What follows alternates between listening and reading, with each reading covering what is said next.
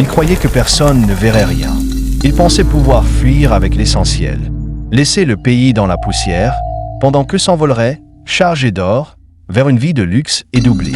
Mais ce qu'ils n'avaient pas prévu, c'est qu'un homme se dresserait, qu'un homme, calme, ferme, silencieux, dirait non.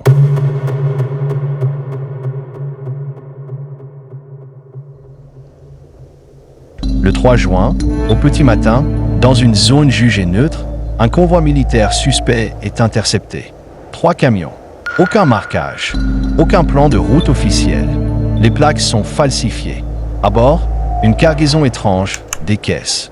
Toutes identiques. En bois renforcé, cadenassé. Difficile à déplacer. Mais une fois ouvertes, c'est le choc. Alignées avec une précision glaciale. Pas un ou deux. Des milliers. L'équivalent de plusieurs centaines de tonnes. C'est plus que ce que le pays tout entier déclare en réserve chaque année. Ce n'est pas une simple saisie. C'est une découverte qui peut faire basculer un pays. Très vite, les services de renseignement de la transition sont alertés. Ils confirment, les caisses n'ont rien à faire là. Elles ne figurent sur aucun manifeste officiel. Aucune autorisation de sortie. Et surtout, aucune trace comptable dans les bases du Trésor. C'est un vol. Un siphonnage organisé. Systémique. Une tentative de transfert de la richesse nationale vers l'extérieur. Et au sommet de cette opération, des figures puissantes, des anciens ministres, des hauts gradés, des diplomates. Et au centre, le silence. Le silence d'un complot. Mais le silence est brisé. Ibrahim Traoré, président de la transition, prend la parole. Pas avec des effets de manche. Pas dans une salle dorée. Non, depuis le terrain, devant les jeunes, devant les soldats. Il regarde la caméra et dit « Cet or n'est pas à eux. Il est à vous. Il est à nous. Il reste ici. » En quelques minutes, la nouvelle fait le tour du pays. Des jeunes hurlent de joie. Des femmes lancent des you-you. Certains pleurent. D'autres chantent. C'est plus qu'une saisie. C'est une revanche. Une justice. Une victoire morale. Les réseaux sociaux s'enflamment. On partage les images. On analyse les photos. On suit le dossier. Tout le monde veut savoir qui, pourquoi, comment, et surtout, qu'est-ce qu'on va faire maintenant de cette montagne d'or. Dans les coulisses, l'enquête avance. Des téléphones sont saisis, des comptes gelés, des biens confisqués, des noms fuites. Certains responsables ont déjà quitté le pays. D'autres sont placés sous contrôle.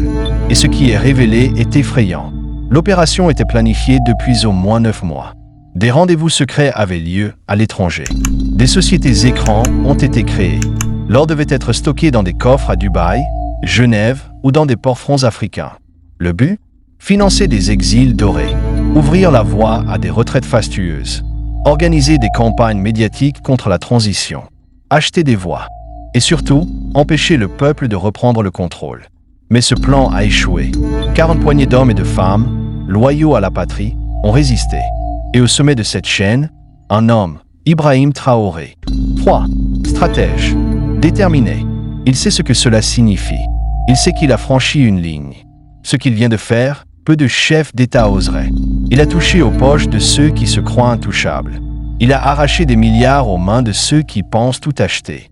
Et ce geste envoie un signal à toute l'Afrique, à tous les peuples qui se battent, à toutes les nations fatiguées d'être pillées, humiliées, appauvries. Le Burkina Faso dit non. Le Burkina Faso reprend ce qui lui appartient. Le Burkina Faso ne sera plus jamais une caisse de passage pour les fortunes illégales. Maintenant, la vraie question commence. Que va-t-on faire de ces 5000 caisses? Seront-elles fondues? Seront-elles transformées en hôpitaux, en routes, en écoles? Ou seront-elles une nouvelle cible? La pression sera immense. Des puissances étrangères vont s'agiter. Des offres vont tomber. Des pressions diplomatiques. Des menaces. Des promesses. Mais cette fois, les regards sont braqués. Le peuple veille. Les jeunes sont debout. La génération nouvelle ne veut plus fermer les yeux. Des économistes proposent déjà de créer un fonds souverain. Transparent. Participatif. D'autres veulent une consultation populaire, que chaque citoyen puisse dire à quoi doit servir cet or. Un symbole d'unité. Une démonstration de maturité. Pendant ce temps, les anciennes élites paniquent. Leurs comptes sont sous surveillance. Leurs réseaux s'effondrent. Certains prennent la parole pour se justifier. D'autres se taisent. Mais l'opinion publique ne pardonne pas. Pas cette fois. Une chose est sûre, ce jour de juin restera dans l'histoire. Ce jour où un président jeune, peu bavard, mais décidé, a arrêté l'impensable, a stoppé une fuite, a bloqué une trahison et a transformé une saisie en acte fondateur. Alors oui, ce n'est que le début. Il y aura d'autres tentatives, d'autres manœuvres, d'autres coups bas, mais il y aura aussi autre chose. Un peuple debout, des yeux ouverts, une conscience réveillée. Et chaque fois qu'on cherchera à trahir, il faudra se souvenir.